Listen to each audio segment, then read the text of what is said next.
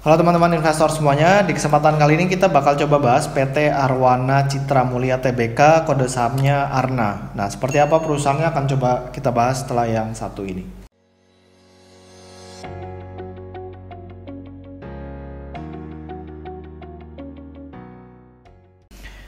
Nah, ini saya ambil dari materi Public Expose ya. Jadi ARNA ini baru melaporkan kinerja di tahun 2020 seperti apa. Cuman kita bakal coba bahas sekilas ya tentang company profile ini.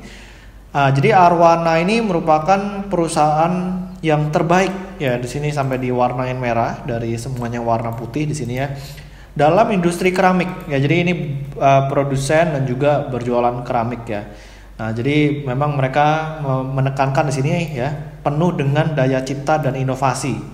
Ya, di sini cukup penting ya, kalau misalnya punya perusahaan nggak ada inovasi, biasanya nanti lama kelamaan yang tadinya profit bisa menjadi rugi ya kan.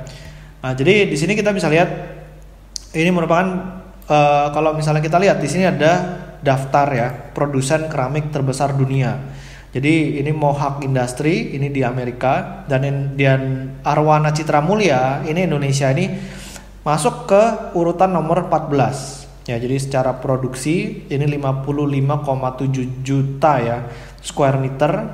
Sementara nomor satunya memang Mohawk Industry, ini 223 juta square meter.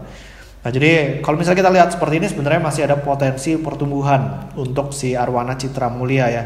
Paling enggak ya jadi 3 kali lipat lah dari posisi sekarang ya kan. Nah, kalau misalnya kita lihat dari pertumbuhan kapasitas produksinya, ini kita lihat dari tahun 2013 yang tadinya cuma 49,3 juta, di tahun 2019 udah 61,8. Ya, di tahun 2020 malah naik lagi ya, padahal ada pandemi, ini bisa naik lagi menjadi 64,8 juta meter persegi per tahun. Ya, jadi ada pertambahan sekitar 3 juta untuk plan 5B. Lalu kalau misalnya kita lihat lagi, ini juga banyak penghargaan ya, menjadi yang terbaik ya kan. Nah, di sini makanya diwarnain merah nih, daya cipta dan inovasi ya. Nah, lokasinya memang kebanyakan ada di Jawa ya, masih ya. Jadi di Tangerang, di Serang, Mojokerto, dan juga di Gresik.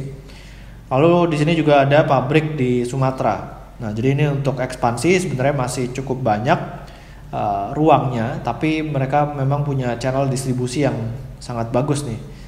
Nah, jadi di sini kita bisa lihat ya, sub distributor dan outletnya di Jawa dan Bali aja udah banyak banget. Ada cukup banyak. Lalu ada di luar Jawa dan Bali ada Sumatera, Kalimantan, Sulawesi, Ambon, sampai di Sorong pun juga ada ya. Sorong dan Jayapura ini juga ada. Nah, lalu kalau misalnya kita lihat kapasitas terpasangnya di sini, ini dari tahun 1995 yang tadinya cuma 2,8 juta, ini terus meningkat ya. Nah, jadi kita pengen punya perusahaan yang seperti ini nih. Kapasitas produksinya meningkat terus, dan kalau bisa kapasitasnya ini terpakai ya. Nah, di sini kita bisa lihat nanti di bawah ya. Di sini kita bisa lihat, nah ini dia utilisasinya ya. Ini meningkat terus nih dari 90%, bahkan di tahun 2012 sempat 100% ya utilisasinya. Tapi karena ada pabrik lagi baru turun 90%, tapi naik lagi 99%. Ada pabrik lagi baru ya kan, lalu meningkat lagi. Di tahun 2019 utilisasinya 98%. Nah, jadi ini bagus banget nih tipe-tipe perusahaan seperti ini. Nah, kalau misalnya Arwana, kita lihat di year end 2020 ya, kinerjanya itu meningkat dari 2,15 triliun menjadi 2,2 triliun. Padahal kalau misalnya kita bilang sektor properti kan terpukul lumayan ya di tahun 2020, tapi ini justru meningkat nih penjualannya ya, dari 2,1 menjadi 2,2. Yang paling menarik adalah gross profit marginnya ini naik ya.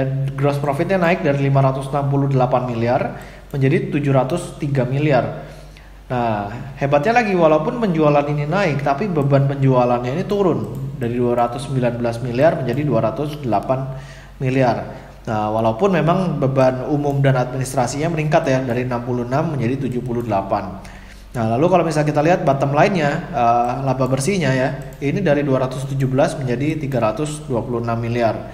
Nah, ini semuanya kebanyakan diberikan kepada pemilik entitas induk, sekitar 323 miliar. Sementara untuk kepentingan non pengendali 3,2 miliar ya untuk si Arna ini. Nah, kira-kira secara kinerja history, ini kita juga lihat nih dari tahun 2014 sampai tahun 2019, kinerjanya secara perlahan meningkat ya dari 1,6 triliun menjadi 2,1 triliun. Lalu labanya juga ya sempat turun ke 71 miliar tapi udah mulai balik lagi di atas 200-an miliar.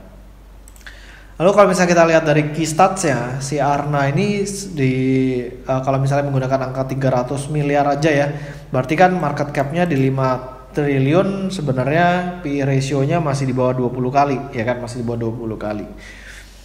Oke, jadi kalau misalnya kita mau lihat dari PBV-nya, dari PE band ya, kita bakal coba lihat dari PE band, average PE band, higher PE band, dan juga highest PE band ya.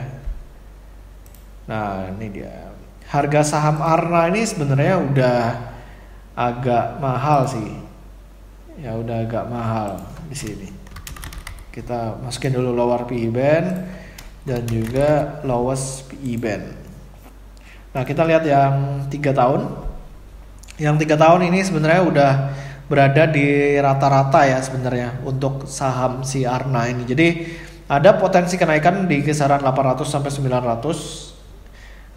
Kalau misalnya mau best buy sih mungkin di bawah 600 ya, di 550-an untuk Arwana ini. Oke, jadi demikian dari saya tentang Arna ya, perusahaan keramik terbesar terbaik di Indonesia.